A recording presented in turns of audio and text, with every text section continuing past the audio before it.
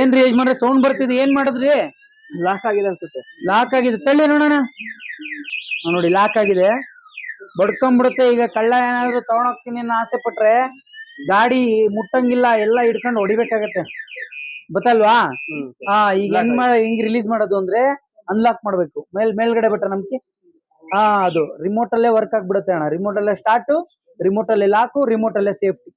Cylinder ಹಾಕೊಳಕ್ಕಾಗ್ಲಿ, ಮತ್ತೆ ನಿಮ್ಗೆ ನೀರಿನ ಕ್ಯಾನ್ ಇಟ್ಕೊಳಕ್ಕಾಗ್ಲಿ ತುಂಬಾ ಯೂಸ್ ಆಗುತ್ತೆ. ಯಾರು ಕೆಲ್ಸಕ್ಕೆ ಈಗ ಹೋಟ್ಲು ಗಿಟ್ಲು ಇಟ್ಟಿರ್ತಾರೆ ಸರ್, ಅವ್ರಿಗೆ ಸಿಲಿಂಡರ್ ಎತ್ಕೊಂಡು ಹೋಗೋದೇ ಭಾರ. ಸ್ಪೇಸ್ ಕಮ್ಮಿ ಇರುತ್ತೆ, ಇಷ್ಟೇ ಇರೋದು ನೋಡಿ, ಇಷ್ಟೇ ಜಾಗ ಇರೋದು.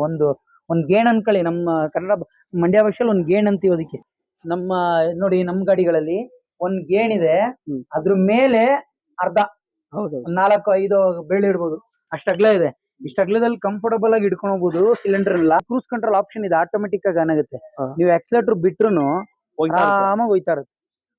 ಕಾರಲ್ಲೆಲ್ಲ ಇದೆ ಆಪ್ಷನ್ ಇದು, ಆದ್ರೆ ಇದ್ರಲ್ಲೂ ಬಂದಿದೆ. ಇವಾಗ ಆರಾಮಾಗಿ ಹೋಗ್ಬೋದು. ಕ್ರೂಸ್ ಕಂಟ್ರೋಲ್ ಇರೋದ್ರಿಂದ ನಿಮ್ಗೆ ಅದನ್ನ ಬೆನಿಫಿಟ್. ಅದು ಆಫ್ ಮಾಡೋದು ಅಷ್ಟೇನೆ ಈಸಿ.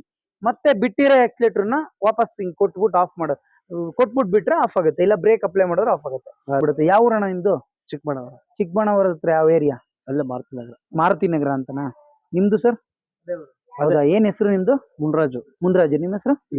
ನಿಖಿತ್ ಅಂತನಾ? ಏನ್ ಆಗ್ಬೇಕು ನಿಮ್ಗೆ? ನಮ್ ಮಗನೇ ಅವರು. ಮಗನೇನಾ? ಮತ್ತೆ ಆರಾಮಾಗಿ ಓಡಿಸ್ಬೋದು ಸರ್, ಏನಿಲ್ಲ. ಇಬ್ರು ಕುತ್ಕೊಂಡೋದ್ರು ಎಳ್ಕೊಂಡು ಹೋಗ್ಬಿಡುತ್ತೆ. ಆದ್ರೆ ನಿಮ್ಗೆ ಮೈಲೇಜ್ ಬರ್ಬೇಕಂದ್ರೆ ಸಿಂಗಲ್ ಪರ್ಸನ್ಗೋಸ್ಕರ, ಯಾಕಂದ್ರೆ ಇದು ನಾನ್ ರಿಜಿಸ್ಟರ್ಡ್ ವೆಹಿಕಲ್. ಎಲ್ಲಾ ಗಾಡಿನೂ ಹಿಂಗೆ ವರ್ಕ್ ಆಗುತ್ತೆ. ಆರಾಮಾಗಿ 180 kg ತನಕನೂ ಎಳೆಯುವಂತ ಕೆಪಾಸಿಟಿ ಇದೆ ಇದಕ್ಕೆ. 180 kg ಕುತ್ಕೊಂಡು ಹೋಗ್ಬೋದು. ಬೇಕಾದ್ರೆ ನೀವು ಕುತ್ಕೊಂಡ್ರೆ ರೈಡ್ ಮಾಡಿ, 80 kg ಇದ್ರೆ ಆರಾಮಾಗಿ ಹೋಗಿ ಬರ್ಬೋದು. ನಾನು ಕೂಲಾಗಿ ಕಮ್ಮಿ ದುಡ್ಡಲ್ಲಿ ಗಾಡಿ ಓಡಿಸ್ಬೇಕು, ಎಲೆಕ್ಟ್ರಿಕ್ ಸ್ಕೂಟರ್ ಎಲ್ಲ ಲಕ್ಷಾಂತರ ರೂಪಾಯಿ ಇದೆ, ನಾವು ಕಮ್ಮಿ ರೇಟಲ್ಲೇ ತಗೊಂಡು ಓಡಿಸ್ಬೇಕಪ್ಪ, ನಂಬರ್ 1 ಗಾಡಿ ಇರುತ್ತೆ, ಆರಾಮಾಗಿ ತಗೊಬೋದು. ಈಗ ಊರಲ್ಲಿ ಅವ್ರ ತಂದೆ ಗಾಡಿ ಓಡಿಸ್ತಾ ಇರ್ತಾರೆ, ಅವ್ರಿಗೆ TVS XL ಸೂಪರ್ ಏನೋ ಕೊಡ್ಸಿರ್ತಾರೆ, ಪೆಟ್ರೋಲ್ ಹಾಕಿ ಇವಾಗೆಲ್ಲ ಕಾಸ್ಟ್ಲಿ ರೇಟು. ಅಂಥವ್ರಿಗೆ ಆರಾಮಾಗಿ ಹೊಲ ಗದ್ದೆ ಮನೆ ಓಡಾಡೋಕ್ಕೆ ತುಂಬಾ ಚೆನ್ನಾಗಿ ಯೂಸ್ ಆಗುತ್ತೆ. ಹೆಂಗಿತ್ತಣ, ಇಬ್ರು ಎಳಿಯತ್ತಲ್ವಣ, ಆರಾಮಾಗಿ ಹೋಗ್ಬೋದು. ನೀವೇನ್ ಸೆಲ್ಫ್ ಸರ್ವಿಸ್ ಇರುತ್ತೆ. ಮತ್ತೆ ಇನ್ನೊಂದು, ಈ ಗಾಡಿಲಿ ಏನಂದ್ರೆ ನೋಡಿ, ನೀವು 2 ಲಕ್ಷ 10 ಲಕ್ಷ 20 ಲಕ್ಷ ಕೊಟ್ಟು ತಗೊಂಡ್ರು ಗಾಡಿಗೆ ಸರ್ ಸರ್ವಿಸ್ ಸೆಂಟರ್ ಕಾಲ್ ಮಾಡಿ, ಸರ್ ನಮ್ ಗಾಡಿ ಈ ತರ ವರ್ಕ್ ಆಗ್ತಿಲ್ಲ ಸರ್, ಏನ್ ಮಾಡ್ಬೇಕು ಅಂತ ಕೇಳಿದ್ರೆ, ಸರ್ ಗಾಡಿನ ಥ್ರೋ ಮಾಡ್ಕೊಂಡು ತಗೊಂಬಂದ್ಬಿಡಿ, ಇಲ್ಲ ಅಂದ್ರೆ ಗಾಡಿ ಯಾವ್ದಾರ ಗಾಡಿಗೆ ಹಾಕೊಂಡು ತಗೊಂಬಂದ್ಬಿಡಿ ಅಂತಾರ ಬಿಟ್ರೆ, ಸರ್ ಓಪನ್ ಮಾಡಿ ಸರ್ ಡಿಕ್ಕಿನ ನಿಮ್ಗೆ ಹೇಳ್ಕೊಡ್ತೀನಿ ಅನ್ನೋ ಒಳ್ಳೆ ಮನ್ಸು ಯಾರಿಗೂ ಇಲ್ಲ. ಆಯ್ತಾ?